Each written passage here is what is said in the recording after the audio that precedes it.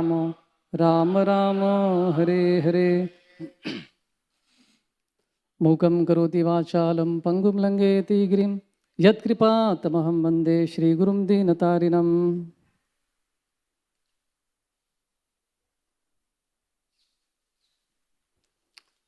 Hare Krishna. So welcome all of you for our daily Srimad Bhagavatam class. So before I begin speaking anything, I would like to seek blessings of all the assembled Vaishnavas and those who are watching online, so that I can speak something meaningful, beneficial for all of us, and also for my own purification. I'm just sitting here because this service is given to me. Although I'm not qualified, I would like to speak something. So this is a very beautiful verse mentioned in Srimad Bhagavatam. So here it is mentioned that Yudhishthir Maharaj, now he's decided to prepare to go back to the spiritual world, right? So when Arjuna was discussing this with Yudhishthir Maharaj, Kunti Maharani also overhears. And she also decides to prepare herself to go back to the spiritual world. And I was hearing the class by Srila Prabhupada on this particular verse. So Prabhupada mentions that the Lord never disappears. The Yadu dynasty never disappears. And he gives the analogy of the sun in the purport also. As the sun sets and again it rises every day. It just disappears from the sight from our vision. It's not that it has ended. It is destroyed. So similarly, the Lord is also manifested, physically present whenever he is performing any leela in this world. And sometimes he is not visible to the physical eyes also. And that is called as prakata and aprakata leelas of the Lord. But in either case, we should know that the Lord is always present, right? As the sun never is destroyed. Similarly, the Lord is always there. He's just no longer visible to our vision. For example, Duryodhan. So when Duryodhan was there, he knew that Krishna is a powerful personality, but he never believed that he is the supreme personality of Godhead, because that was not revealed by the Lord to Duryodhan. Although he was seeing with his physical eyes, but still he was not able to realize that. On the other hand, if you see the example of Prahlad Maharaj, he was always able to see the Lord Sri Hari. Although the Lord was not physically present and performing any leela at that time, but he was able to see the Lord every time. So here in this particular verse, Ekanta Bhaktya Bhagavat Adokshaje, this particular statement is very interesting. So Krishna is addressed here as Adokshaja. Ada means subdued, Aksha means senses, and Ja means generated. So Adokshaja means someone who is beyond our senses, beyond our sense perception, right? For example, with our senses, we are able to acquire knowledge acquiring senses as we call, right? Gyanendriyas. And with these Gyanendriyas, which are currently in a very contaminated state, right? We have a lot of anarthas in our heart. So with these contaminated senses, we are not able to perceive the Lord. We are not able to see the Lord directly. So Adokshaja also explains the nature of the Supreme Personality of Godhead as completely, independent, that he is not reachable to us through our senses, through sense perception. So Krishna is always existing in this state, whether prakata or aprakata leela. He is always existing, and devotee is also not concerned with whether he is able to see Krishna, whether he is able to not see Krishna, right? And Rupa Goswami also nicely mentions in Bhakti Rasamrit Sindhu how to see the Lord. With the blunt eyes, we cannot see the Lord. Sarvopadi vinirmuktam tat paratmena nirmalam rishikena rishikesha sevanam bhakti ruchyate. So unless we purify our senses by performing devotional service, we cannot able to see the Lord. So this is the sure short process by which we can spiritualize our senses, engaging ourselves in the devotional service of the Lord. But for a neophyte devotee, the recommended process is that he can worship the Archa Vigraha of the Lord, right? We cannot see the Lord directly, so it is not easy for us to believe in the existence of the Lord. But when the Lord mercifully appears in the form of Archa Vigraha, then we can actually serve the Lord. We can perform bhakti, devotional service by serving the deity form of the Lord. And we can purify our senses, and thus we can one day able to see the Lord. So the point which Prabhupada makes in his class on this particular verse is, Queen Kunti here in the mood of separation, she is feeling so much of separation from Krishna. Now she wanted to perform Ekanta Bhakti, complete with full attention, nothing else, and fix her consciousness in Krishna. Right? And this is what exactly been taught by Chaitanya Mahaprabhu also. And this is a Gaudiya Vaishnava philosophy. To learn how to meditate on Krishna when Krishna is not here, in separation from Krishna. That is the philosophy of Gaudiya Vaishnavism. Love in separation or service in separation.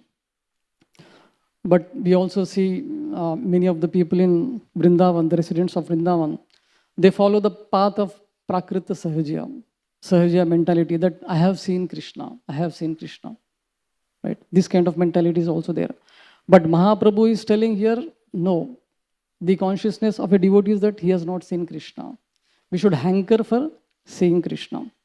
And even when Mahaprabhu was present at that time, many people, they wanted to see Krishna. Someone said that, Krishna is performing Kalya Leela in the waters of Yamuna. So everyone rushed there in order to see Kalya, including Balabhadra Bhattacharya also. He also wanted to take the darshan of this beautiful form of the Lord.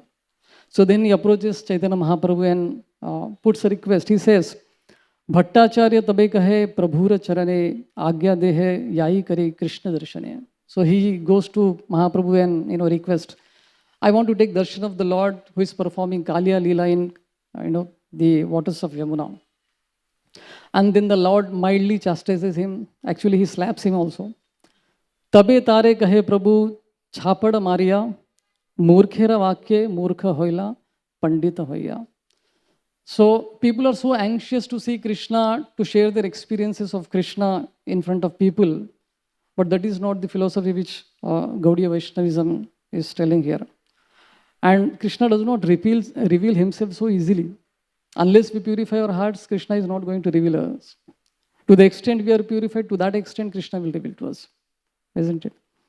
So we can see Srila Rupa Goswami, Sanatan Goswami, they were in such a position, high position during that time in the kingdom of Bengal.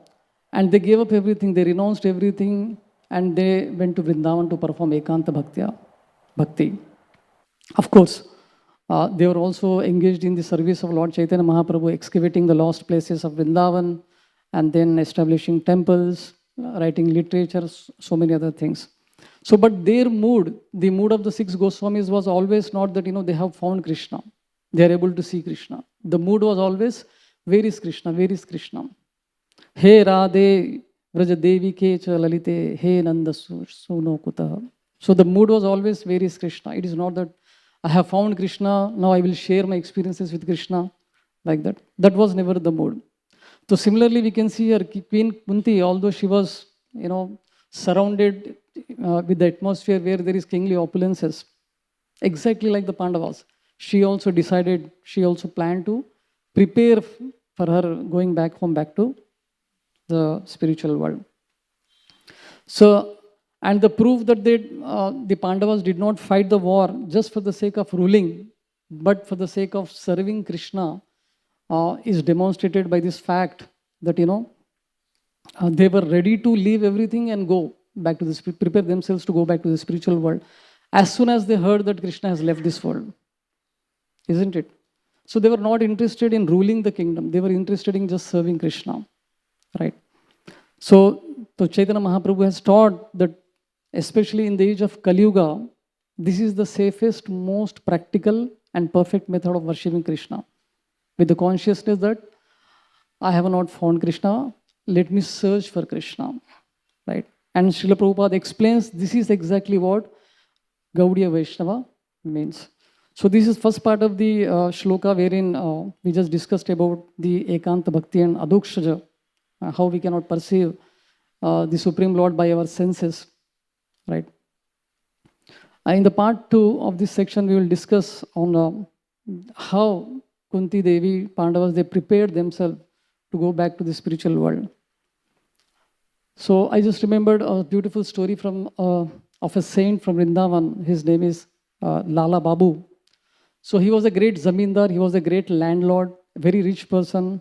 He had huge tract of land, and one day he was just walking on his land. So there were few ladies who were drawing water from a well, and one little girl, she was coming running from the other side, and while she was coming, she was shouting.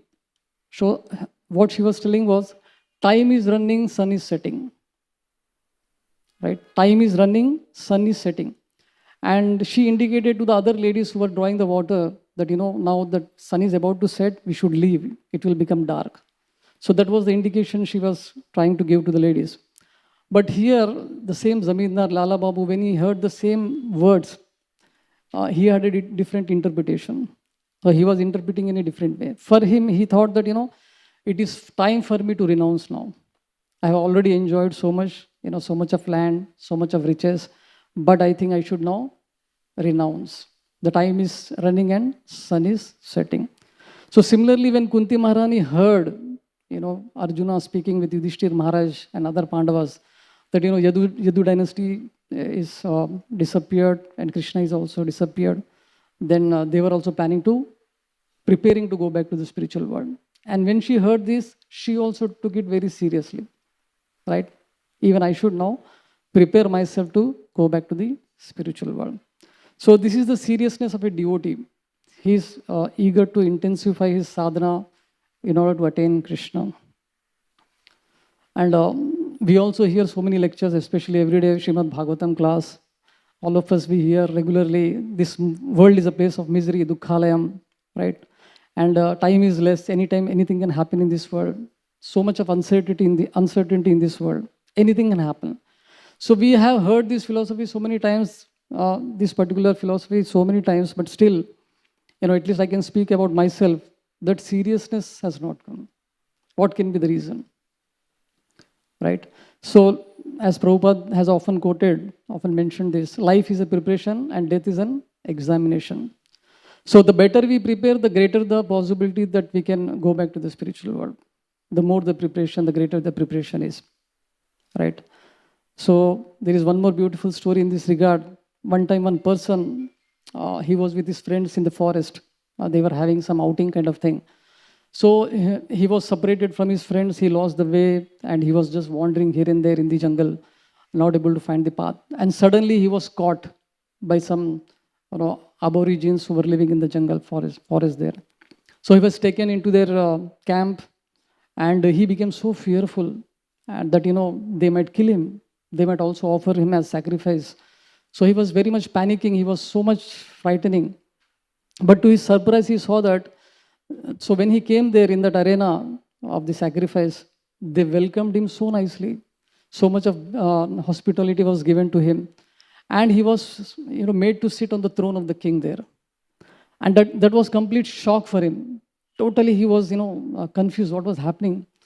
I was thinking that they are going to kill me, offer me as a sacrifice, but they are giving me so much of respect here.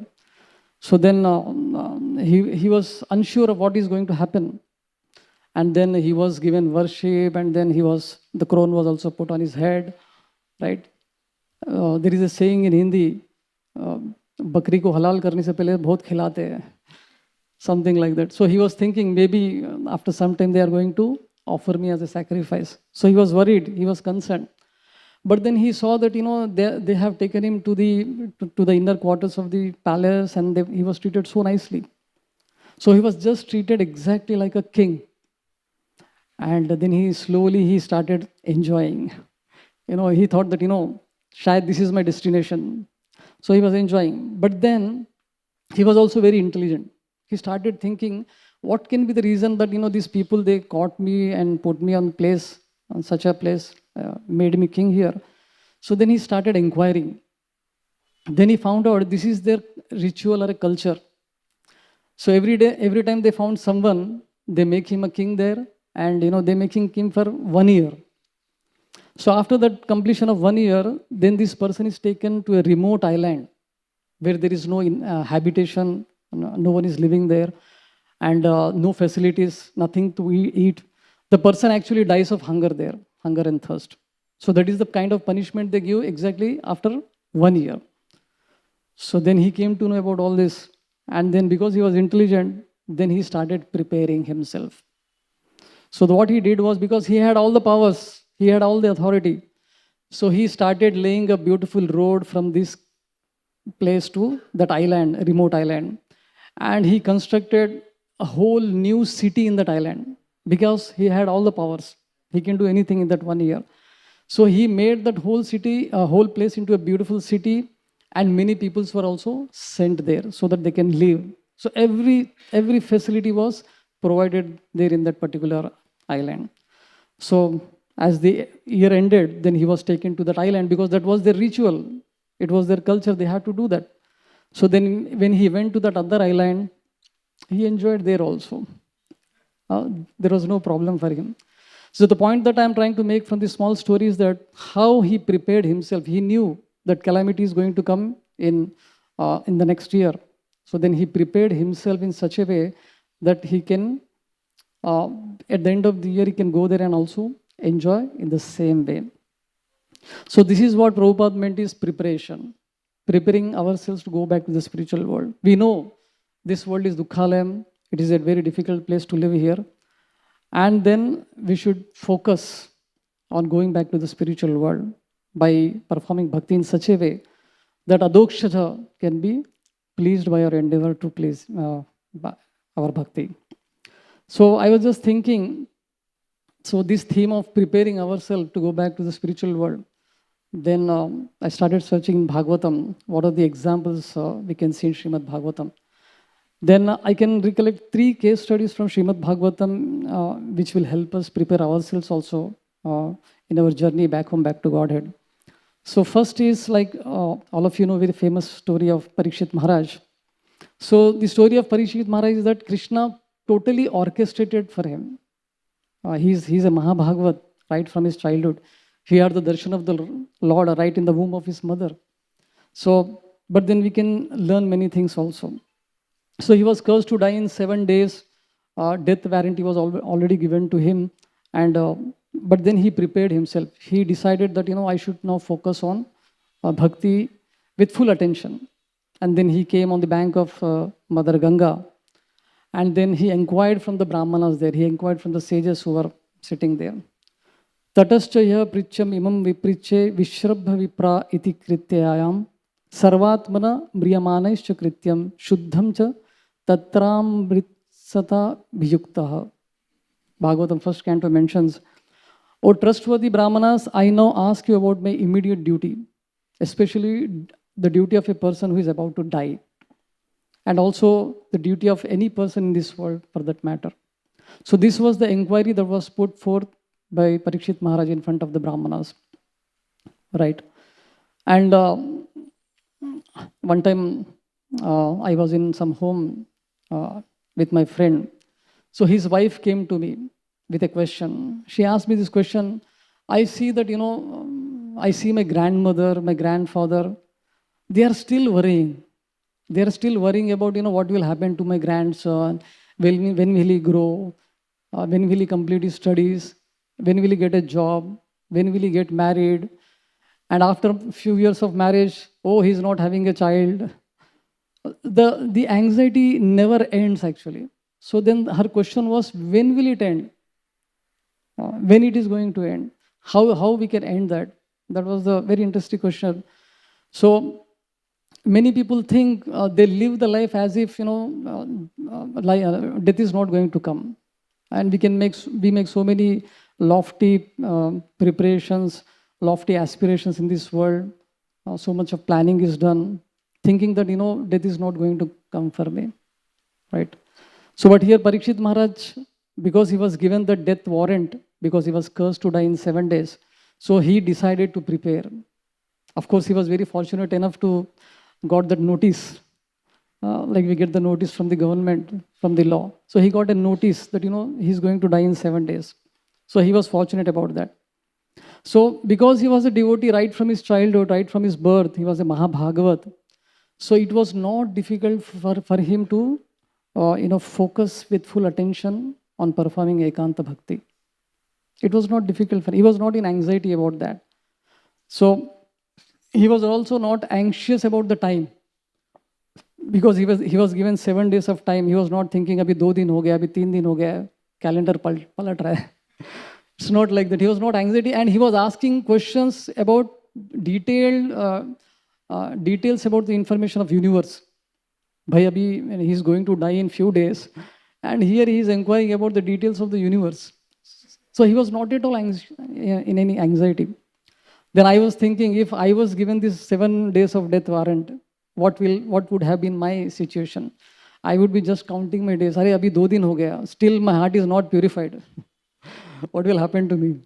Time is really going out of my control. So we will be in total anxiety, not be able to focus on bhakti at all. But his consciousness was already on Krishna.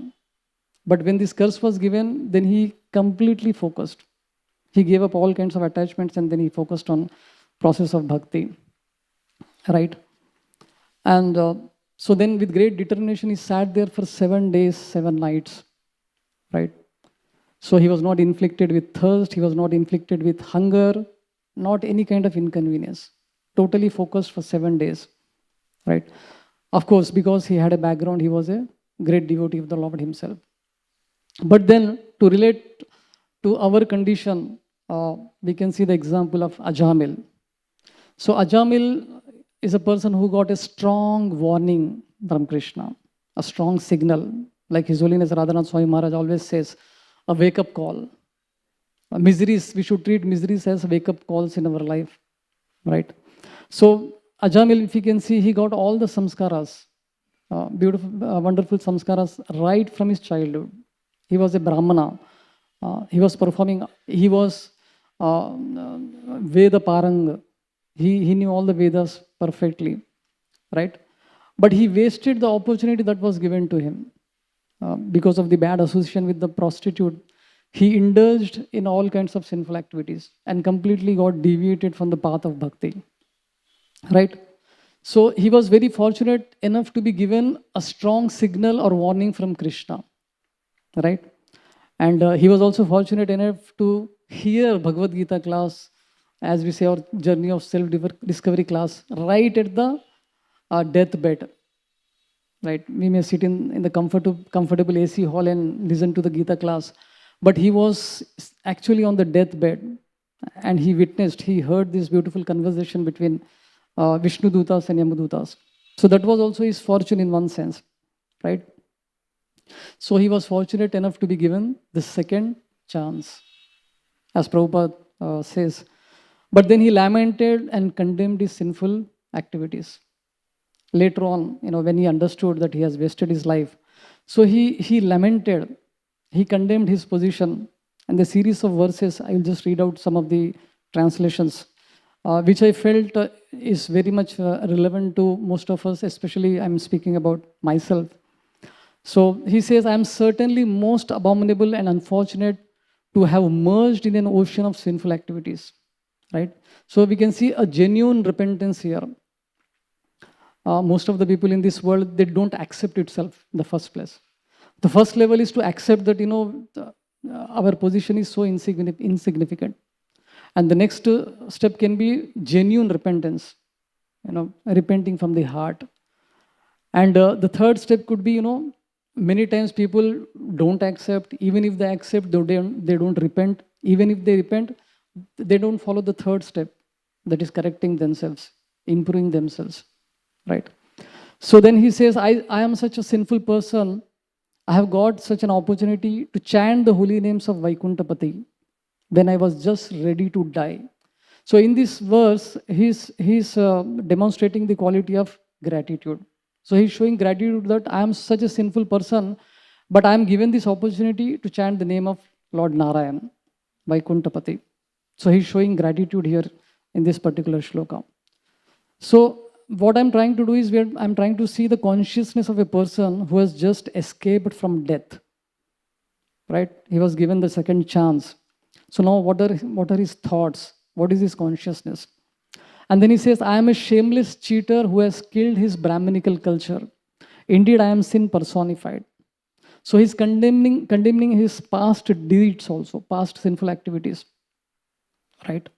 So it is mentioned that, we should never forget our past sinful life. Not in the sense that we should always be thinking about it, but we should uh, understand that how lowly a person I was before. So that may become an impetus for us to improve in our bhakti also. So here he is condemning his past sinful activities. And he further says, I am such a sinful person, but since now I have got this opportunity, I must completely control my mind. Now he's making his plans. He's preparing himself. Now what should I do next? Right? So let me control my mind, life and senses, and always engage in devotional service, so that I may not fall down again into the deep darkness of ignorance. So here he is showing determination to perform bhakti in a proper way so that he can attain Krishna. So he was condemning, he was lamenting because he was such a sinful person. He was condemning his past sinful activities. And he was also showing gratitude that, Krishna, in spite of my such a position, you are giving me a chance to chant your holy names. So he was showing gratitude also. And now he is showing determination. He is aspiring to perform bhakti with great determination. He further says, now I shall give up all lusty desires and free myself from this illusion. I shall become a merciful, well-wishing friend to all living entities and always absorb myself in Krishna consciousness. How does it appear? Doesn't it appear like a New Year resolution? From tomorrow onwards, I am going to, stop all nonsense and I will just focus on bhakti. I will just focus on improving my sadhana, my chanting. I will every day read Srimad Bhagavatam without fail, at least for half an hour. Right? So it is appearing as if he is making a New Year resolution here. But not like us, he was very determined. Because he has seen something, that has really jolted him. He became so much determined to perform bhakti in a very, very, like ekanta bhakti, we can say, unalloyed devotion. So New Year resolutions, another very interesting subject, but I will not go into it. Soon we are going to witness the New Year 2023, and that's the time we can do self-appraisal, our own self-appraisal we can do and find out how much we have advanced in our bhakti and see what more can be done.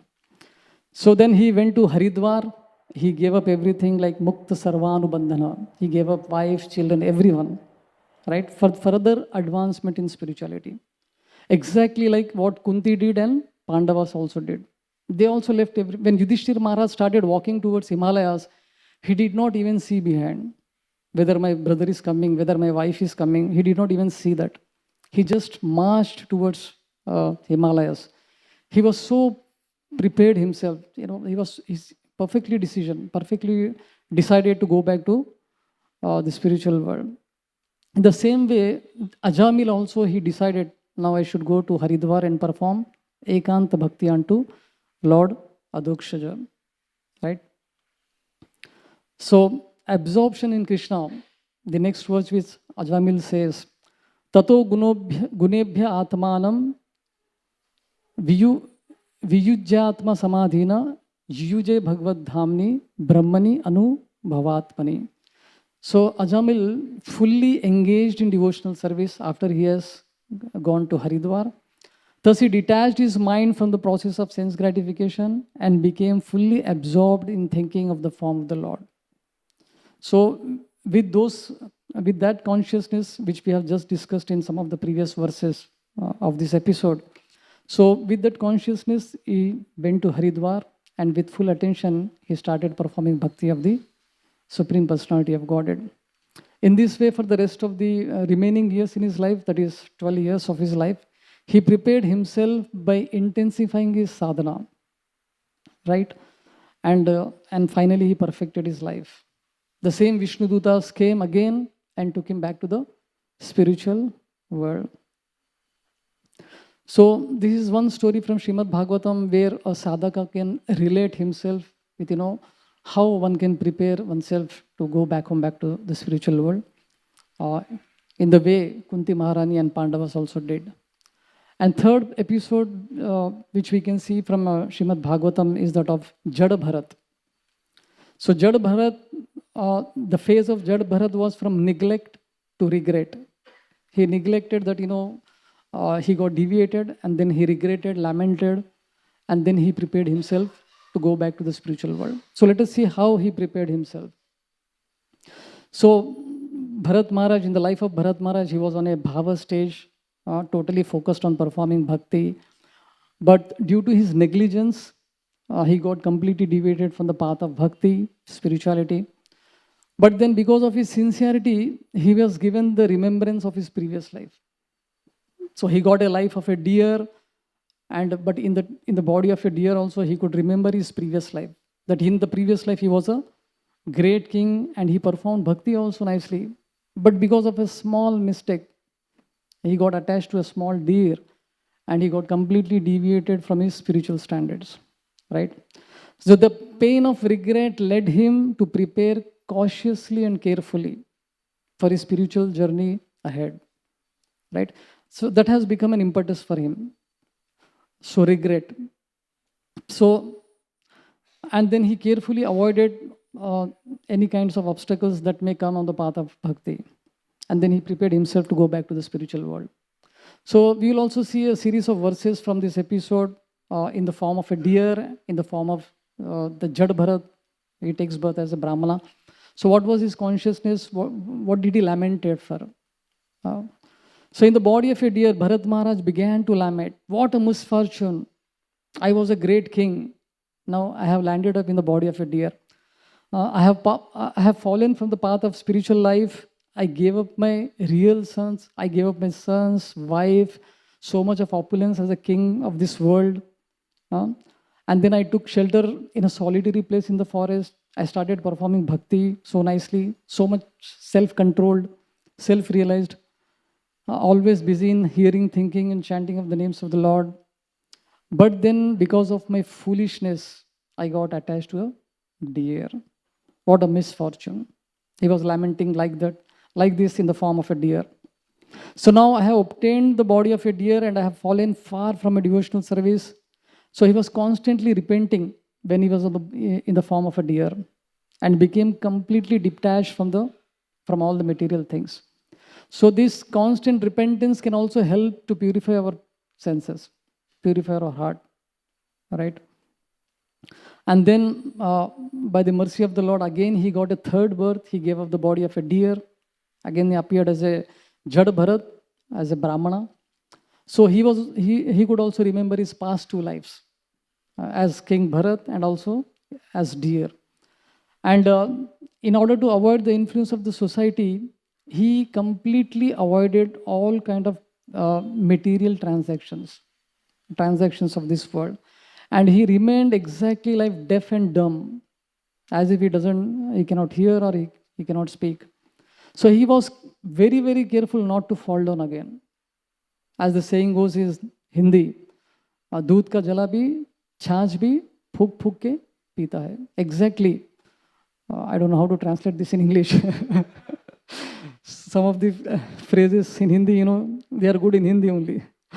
So, but then he was so careful and cautious that, he just wanted to avoid any kind of material transactions in this world so that it doesn't become obstacle on the path of his devotional life, right? And the people in the neighborhood, surrounding places, everyone thought him as a crazy, dull fellow, right? But within, he was always chanting and remembering Krishna. He never showed this out, but internally he was always fixed on Krishna, chanting the names of Krishna. So, we may not be exactly put in the same condition. Of course, Parikshit Maharaj is very far from me, the kind of consciousness he has. But then Krishna totally orchestrated his life. He arranged everything for him. He got retired from his kingly responsibilities and he was given exactly 7 days where he can prepare himself to go back to the spiritual world. We may not be relating ourselves with this situation. And also if you take the situation of Ajamil, I don't know if we get to see conversation between Yamudutas and Vishnudutas in our life. But at least he was given second chance, and I feel that we are also being given second chance. Maybe every moment we are given second chance. The moment we are engaging ourselves in devotional service, Krishna is giving us second chance every time we are performing bhakti, right? A chance to surrender, a chance to improve ourselves, a chance to intensify our sadhana. So Krishna is giving this chance every day, every moment. This is my feeling. But we see some foolish devotees, they unconsciously, they wait for some kind of calamity to come into their life so that, I will now become serious in my bhakti. So this proposal is very unfortunate. Maybe, Krishna will arrange something, maybe I will become serious, I will give up all services, management, everything, and now maybe then I will focus with full attention on the process of bhakti, right? So that is a foolish proposal. Why wait for such a day, right? So from Jad Bharat, we can learn how we can be careful, how we can be cautious by slipping away from the standards. So exactly like Jad Bharat, we should try to avoid situations which may put us in such a situation we get tempted with wrong things of this world, right? So one time Srila Prabhupada, the disciples of Srila Prabhupada, they told him, Prabhupada, we want to do book distribution in a club, in a bar and restaurant. The Prabhupada said, it is not a good proposal.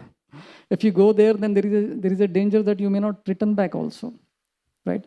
So putting ourselves in such situation where, we may get tempted, this is what we have to avoid, exactly like what Jad Bharat also did.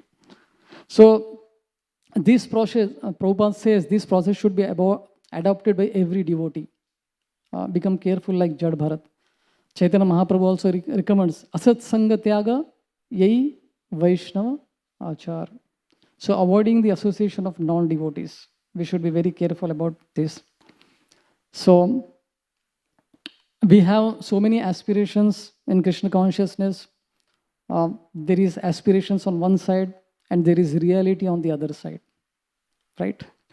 And in between aspirations and reality, there is a bridge which we have to cross. And that bridge can be the bridge of discipline. I will just speak some of these points on discipline. I have taken from the book Life Apps, written by our beloved God brother here, Rasik Acharya Prabhu. So one side we have aspirations, other side we have the goal or the reality of the world, going back to the spiritual world. In between we have the bridge of discipline, right? Patanjali Yoga Sutra also says, Atha Yoga Anushasanam. So in order to prepare ourselves back to Godhead, we need to have this discipline, spiritual discipline in our life. And then only it is possible. We may have so many dreams, to do that, do this. But then without going through the fire of discipline, we cannot achieve the results. It is not possible. So we have to go through either of the two kinds of pain in this world. First kind of pain is pain of discipline. Like getting up early in the morning, doing exercise every day. It is so difficult.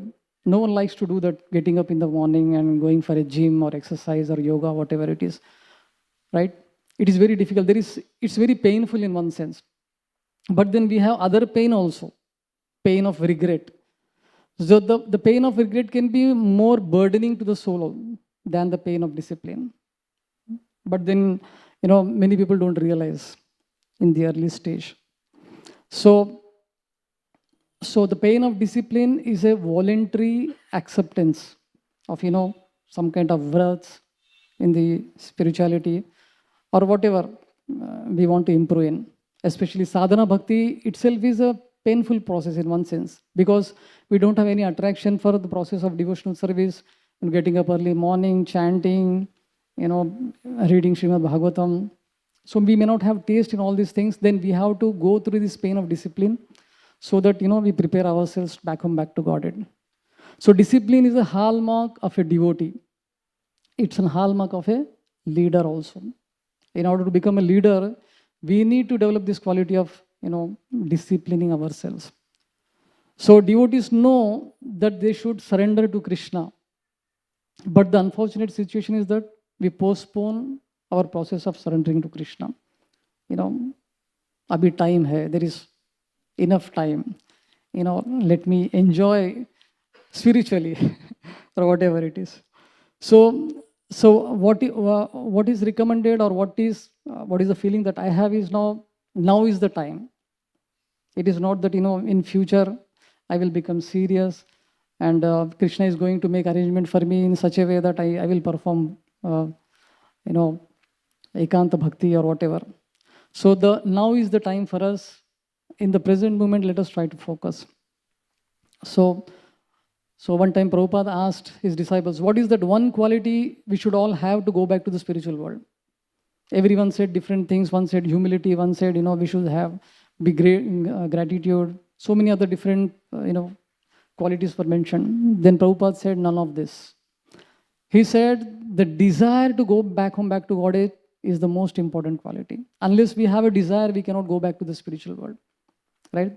The desire, the purpose should be strong enough. I'll mention just one small story. One time, one person, he was so addicted to watching cricket. He was just fan of not playing cricket, but watching cricket. He's a resident of Mumbai. And so one time, somehow he got a pass to watch one cricket match, live match in Wankhede Stadium. But then he had a problem. He doesn't want to travel in local trains. He just hates traveling in local train. But then he stays in Virar. So then he decided that let me try, because I got this pass, let me watch this cricket match. So somehow with great difficulty he decided. So he boarded the Virar fast. From Virar to Churchgate, he boarded the train. So you can all imagine the morning time what will be the condition of this train. So it was such a miserable experience in the train. So he was feeling like getting out of the train. Beach mein kahi, just let me get out of this train. I will not able to make it. I cannot go in this train. But then every time when he got this thought to get down from the train, he was looking in his pocket. He was seeing that pass. So that became an impetus for him to tolerate the difficulties he was facing in the train. So again and again he was looking at the pass and he was trying to control, from getting down from the train. And somehow he made it. So we can see from this small example, his desire was so strong, his purpose was so strong that he was ready to go through the obstacles because he had the goal and desire to watch the cricket match. And that became a motivation or impetus for him to continue his journey. Right? So that is the foremost requirement is desire, to make our desire stronger, purpose stronger in this life. And then we can begin our preparations actually. Plan of action is already given by Prabhupada after having cultivating the desire. Prabhupada has gave us this wonderful morning program beginning with Guru Vandana, chanting and dancing. And then 2 hours of japa meditation, and then Guru Puja, and then Srimad Bhagavatam class. So Prabhupada gave everything for head, heart, and hands. For the head, philosophy in the form of Srimad Bhagavatam. And for the heart, we have dancing, kirtan, japa, everything. And for hands, he has given us so much of service in the daytime. And of course, preaching in the evening. So the plan of action is already given by Prabhupada. We just have to follow that. Right? And ekaki amar nahi payable. This is the most important. Performing bhakti in the association of devotees is most important. Ekanta bhakti is not that, ekant matlab akele jaake kahi, we should perform bhakti. Not like that. Prabhupada translates that word ekanta as unalloyed devotion. Right? And that is possible only when we perform the activities of bhakti in the association of devotees. Otherwise, it will be very, very difficult. So, full attention to bhakti, as indicated by Kunti Maharani in this verse, is possible when we have this one quality. So, one time His Holiness Radhanath Swami Maharaj was asked this question, Maharaj, what is that one quality which is very important? Like Prabhupada asked, what is that one quality? So Radhanath Swami Maharaj was also asked the same question, similar way. So then he said, absorption. So this one quality will help us to absorb ourselves in the process of bhakti, ekanta bhakti, right? Otherwise, we may absorb ourselves in so many other things also. But then absorption in the process of bhakti, whatever we do, whether we are chanting, whether we are discussing with a devotee, putting our whole heart into it is what is recommended. This is what we can see from the example of these great souls also. So when they are performing any activity, they are into it. They are totally involved in it. As they say, what is it said? I just forgot that word. So putting your heart into it completely 100%, no other thought. Even if you're speaking to a devotee, you are just speaking to him, nothing else. So that is the kind of absorption that is expected in order to prepare ourselves strongly to come back to spiritual world. So, Hare Krishna. This is what I wanted to share with all of you. I will end here because I'm already 5 minutes late. Sorry for that. If anyone has any one comment, we can take, or else if anyone has any questions, we can take after the class. Hare Krishna. Srimad Bhagavatam ki